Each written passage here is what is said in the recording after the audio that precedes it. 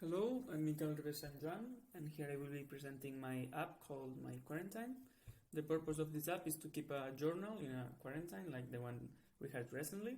In this app you can enter notes daily or whenever you want, and it provides updated statistics about the coronavirus situation. Here I have already some notes added, you can see.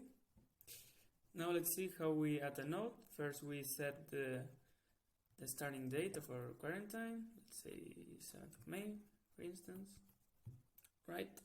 Then we add a new note, when we can put our title, onto the gym, description, and also we can and play it, of course. Save it. Then of course we can, this note is stored, like we can see here, and we can edit it or delete it, or also we can store it in the cloud, like we can see here. We store it in the cloud and it goes in the top of the screen, and also it's stored in using Firebase in your mail account. Alright, let's go to the settings. We can here sign out of our account, or even delete all our notes. As you can see, they are deleted. And lastly, we can see the world situation, the global cases in the world, cases and deaths, and also in any country, for instance, Spain. Yeah, and that's it. Alright, at this point, let's take a look to the code. First, we have the data package in here that contains the plain old Java objects that we will use. In this case, this is node and country with their attributes, getters and setters. Then we have the API package, which with all the files needed for the access to the API. Here we can see, for instance, the queries that we are doing. And the API that we are using is called COVID-19 API. Here we have the URL, and of course we use that using retrofit. And then also we have the database package in here that manages the local storage using Room. This is where the nodes are stored locally. It works with live data, like we can see here, which is an observable data holder that allows the view model to get the information when the database retrieves it. Okay, then we have the biggest package, the application package, which several sub-packages for each activity, and for each activity there's a view model too. We start with the edit node package. This is for creating new nodes or for modifying existing ones.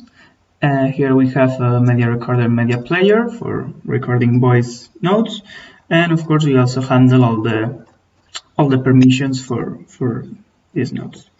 Then we move to the home activity. This is the main activity. Is the one that launches in the beginning too. It contains a navigation drawer. It's on the left side on the screen. It allows us to navigate to other activities. Also, this activity displayed a list of thumbnails of each node in a recycler view, so it's a dynamic view. And this activity also handles all the Firebase stuff, both signing in and storing some of the nodes in the cloud, as we shown before. These files, the adapter and listener, are needed for the recycler view.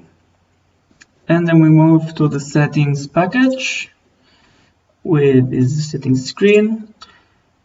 Settings package, where I have a calendar dialog for picking the outbreak date here. And we store this information in using shared preferences, so it's stored locally and we don't have to do it every time. Then we have the view node package, which mainly displays the information of one selected node. The view model gets the information and the activity displays it. And then we have the world package with the world activity. This is where we see the statistics of death and total cases of COVID in the world and per country. And we have a spinner for choosing the country, and as said, all this information is gotten from the mentioned API using the view model, and the world activity just observe this view model following the view model architecture. Then we have the testing packages, both unit testing and user interface testing. You can see some unit testing. And the user interface testing uses Espresso. And then we have the XML files, both the layout, each XML file for each activity, and others that we use for the navigation drawer or submenu or others. And that's the application, a simple but useful app that can help us for not losing our minds these days. Bye bye, take care.